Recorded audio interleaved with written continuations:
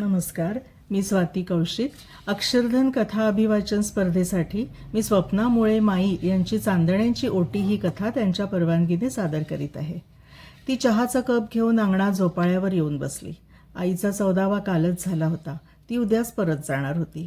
कालपर्यंत सगळे येणारे जाणारे असल्याने वेळ गेला. आता मात्र आईची आठवण जास्त तीव्रतेने येत होती. झोपाळ्याच्या उजव्या बाजूला पूजेसाठी लागणारी सगळी फुलं होती.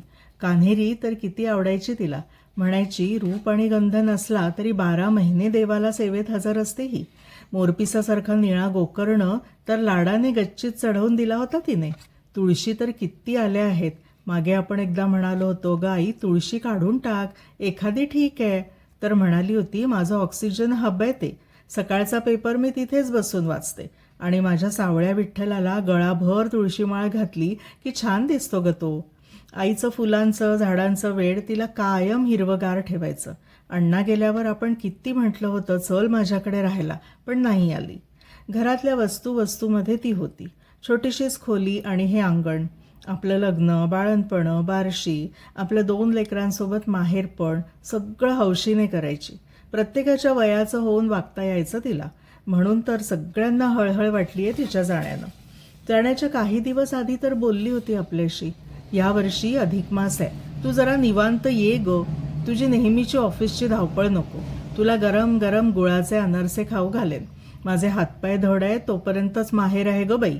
यावेळी तुला साडी नाही हं, सुंदर पुस्तकं देणार आहे. अगं वामनराव गेलेत. त्यांची गावातली लायब्ररी बंद केली. तुझ्या आवडत्या सगळ्या लेखकांची पुस्तकं घेतली आहेत अर्ध्या किमतीला. तू लग्नाआधी किती जात होतीस तिथे, नंतर मात्र विसरलीस तुझं वाचन वेळ. ते काही मला पटलेलं नाही. बायकांनी इतकं नाही गुरफटून घ्यायचं ग. आपलं अस्तित्व टिकवून संसार करता यावा. जगण्याला आनंद देणारी आपली आवड नक्कीच जोपासावी. माझं शिवणकाम, बागकाम टिकवण्यासाठी मी किती प्रयत्न केले ते तू बघत होतीस ना. तुम्हाला तर खूप सुखसोयी आहेत. अगदी नळ उघडला की पाणी, बटन दाबलं की मिक्सर. आम्ही मात्र सगळी कामं करून आवडी टिकवल्या, म्हणून शेवटपर्यंत आनंदी राहू शकलो. संसार सगळ्यांना आहे ग, पण त्यासोबत आनंद सापडला तर खरी मजा आहे. तुझी चिमणी येईल ना धोंड्याला यावेळी, तिने विचारलं होतं. त्यावर आपण म्हणालो, नाही ग, 10वी आहे, क्लासेस आहेत. त्यावर आई म्हणाली, मागच्या वर्षी नाही आली ती. तिला सांग आजीने गंमत ठेवली आहे करून तुझ्यासाठी. तिची पाळी पण सुरू झाली ना, काही गुजगोष्टी करीन तिच्याशी. बघ जमलं तर घेऊनच आहे. या फोननंतर आई गेल्याचाच फोन आला. ती चहाचा कप ठेवायला आत आली.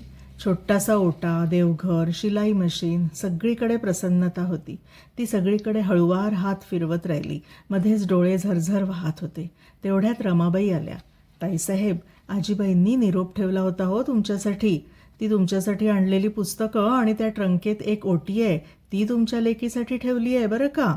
आठवणीने घेऊन जा. येते मी. तिनं आधाशीपणे पुस्तकं छातीशी धरली. ती लोखंडी पेटी उघडली. एका रेशमी कापडात काहीतरी बांधलेलं होतं. तिने पटकन उघडलं तर त्यात छोट्या छोट्या चांदण्या शिवलेल्या होत्या, चमकणाऱ्या कापडाच्या. तिला प्रश्न पडला, हे कापड बघितल्यासारखं वाटतंय कुठेतरी. त्यात एक चिठ्ठी होती. आईचं सुंदर अक्षर अगदी मोत्यासारखं. चिठ्ठी मात्र नातीसाठी होती. प्रिय चिमणे, तू एकदा तुझा चंदेरी फ्रॉक इथेच विसरून गेलीस. नंतर तुला तो लहान झाला म्हणून नक्कोच म्हणालीस. तुला आठवतं, एकदा आपण गच्चीत झोपलो होतो तर म्हणाली होतीस, आजी या चांदण्या उंजळीत घेता आल्या असत्या तर. मला तेव्हा फार आवडली होती तुझी कल्पना. आपल्या स्त्री आयुष्याशी निगडीत वाटली. तुला आता पाळी आली. स्त्रीच्या पूर्णत्वाकडचा तुझा प्रवास. तुला आजी म्हणून तुझ्याच कल्पनेने समजावणं मला सोपं वाटतंय. या चांदण्याच्या मागे मी काहीतरी लिहिलंय. आईने तुझ्या ओटीत दिलं की नक्की बघ. चिमणे, अगं सुख, समाधान, दुःख, राग, चैतन्य, हळवेपणा, कठोरपणा अशा अनेक चांदण्या आता स्त्रीच्या प्रवासात ओटीत असतात. त्या सगळ्या सांभाळायच्या आणि यात सगळ्यात वरती ठेवायची ती शुक्राची चांदणी. तुला आठवतं ना, आपण आवर्जून बघायचो तिला. सगळ्यात चमकदार अशा त्या चांदणीवर मी लिहिलंय, आनंद. काहीही झालं तरी तो शोधत राहायचा प्रत्येक परिस्थितीत. मग बघ सगळ्या चांदण्या उंजळीत आल्याचा केवढा आनंद मिळेल तुला. तुझीच आजी. ताजा कलम. तुझ्या त्या चंदेरी फ्रॉकच्या शिवल्या आहेत चांदण्या. तिला आईचं खूप कौतुक वाटलं. 75 वर्ष वयाची आई किती विचारपूर्वक वागते, जगणं सहज सोपं करून सांगते. तिलाही जणू नव्याने स्त्रीत्वाचा अर्थ सापडला. डोळे पुसत तिने ती ओटी जपून आपल्या पर्समध्ये ठेवली. धन्यवाद.